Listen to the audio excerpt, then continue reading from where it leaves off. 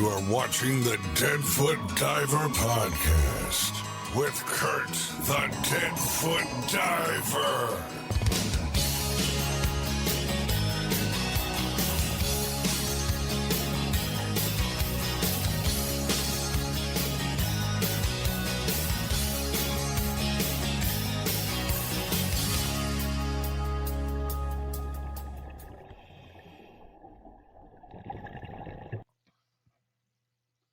Welcome to the Deadfoot Diver Podcast, where we talk about everything diving, tech diving, and especially the benefits of diving with disabilities. Today, I'm very pleased to have on world-famous diving author Simon Pridmore. How's it going, Simon? It's awesome to have you on. I loved your books. Actually, the first book of yours that I happened to read was the Scuba Confidential one, because I was thinking about getting back into being an instructor again. That was the first book. And yeah, and actually that gave me a lot of laughs reading listening to that book and hearing you, because a lot of the stories, it's like, oh yeah, I forgot about that type of stuff. Well, that was the idea, right? So it's an awesome book. It's really good for anybody. If you're looking to become a professional dive master or instructor, you definitely want to check out Simon's book on that, because it's definitely an excellent value, and you'll get a lot of good laughs out of it too as well. So tell me, how did you first get involved in scuba diving? It was a long time ago. I was working in the Sultanate of Oman, which is just kind of, what would we say? We'd say west of India and east of Saudi Arabia, and there's a little country there. And I was working as a teacher, and it's so hot that we used to work in the morning, and then in the afternoon we'd go down to the beach. And I tried windsurfing, and the windsurfing didn't really go very well. And I looked at the divers going out, and the divers would go out every afternoon, and they all looked like they were having a great time. So I thought, well, I could try that. You know, I'd been swimming all my life. I'd, spent a lot of my life overseas, born in the UK, but spent my whole life traveling with my parents. And that was out. I tried, I went along, I did the course, signed up for the course. Course took weeks and weeks. It was a British Sub-Aqua Club course. And we started off in the pool for, must have been 3-4 weeks. And then we got into the ocean. Then we had to do 10 qualifying dives and everything else. And it took a long time. But after that, you were ready. You were ready to go out on your own. And that's how I started. And that was back in 1981. So a long time ago. Yeah. Wow. Yeah, and when they had scuba courses were a lot longer back then, because I was certified in 91, and like now you just go in and do e-learning and go to your pool session and then do your there you go. open waters, and you're done. You've just described why I decided to write my books, because essentially I know from working in the industry for so long that divers, when they qualify as divers, they have open water diver or whatever they want to call it, and they're not really ready to scuba dive on their own, or even with an equally qualified partner. They're not ready. So that's why I wrote the books. That's exactly what drove me.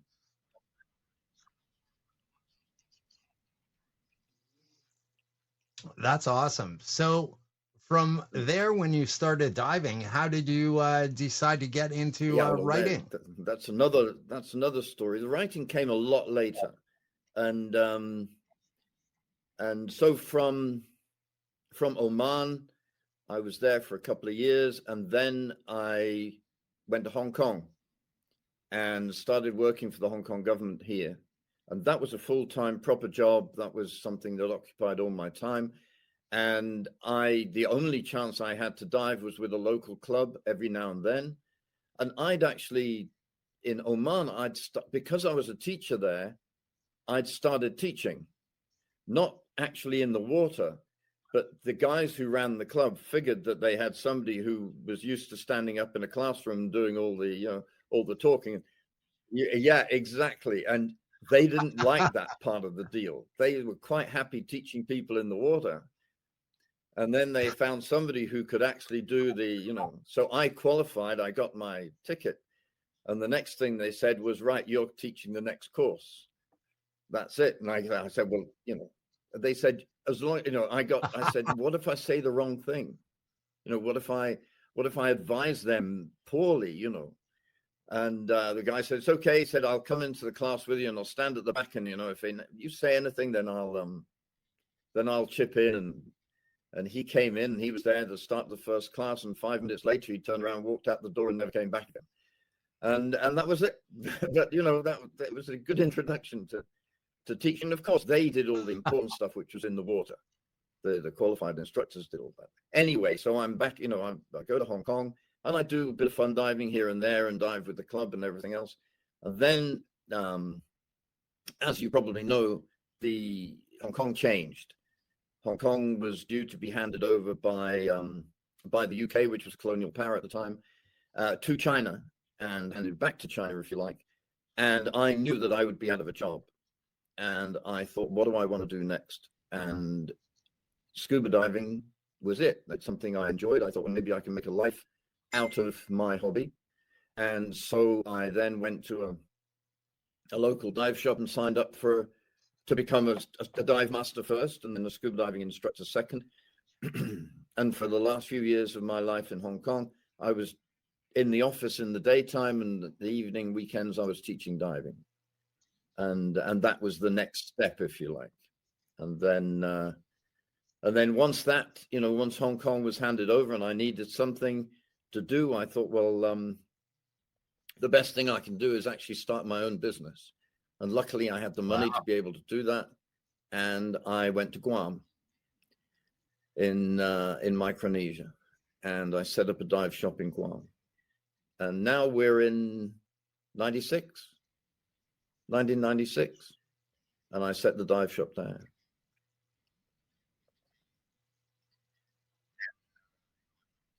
Seven years. And yeah. And what I'd done as part of when I was in Hong Kong, the guy I was working with who had a dive shop in Hong Kong. And how long did you own the dive shop for? Learned about technical diving, what people were doing over in Florida and the Northeast of the United States. And we were very interested by that. So we headed off to Australia to do our training with an IANTD instructor trainer there, a guy named Rob Kaysen. And he brought us into that. We came back to Hong Kong and I started teaching nitrox classes in Hong Kong. And one of the reasons I chose Guam as the destination was because we had deep water offshore and easy access to gas. Yep. And there was nobody there teaching technical diving. I was it. So that's what the dive center did.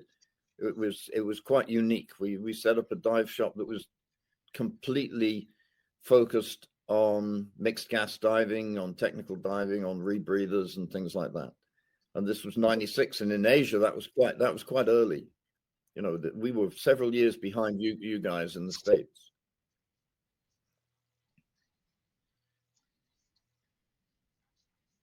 Yeah. Wow. Oh, we had the Draeger. We had the Draeger first, the semi-closed unit. And then shortly after I got there, for rebreathers, though, even in 1996, I was lucky enough to have how many rebreather systems did you guys work with back me in then? the dive shop and old friends and everything else. And I went over to the UK, and then we had the two units. We had the Buddy Inspiration and we had the Draeger, and that was the beginning. That would be 97, I suppose, late 97, early 98, something like that. Yeah.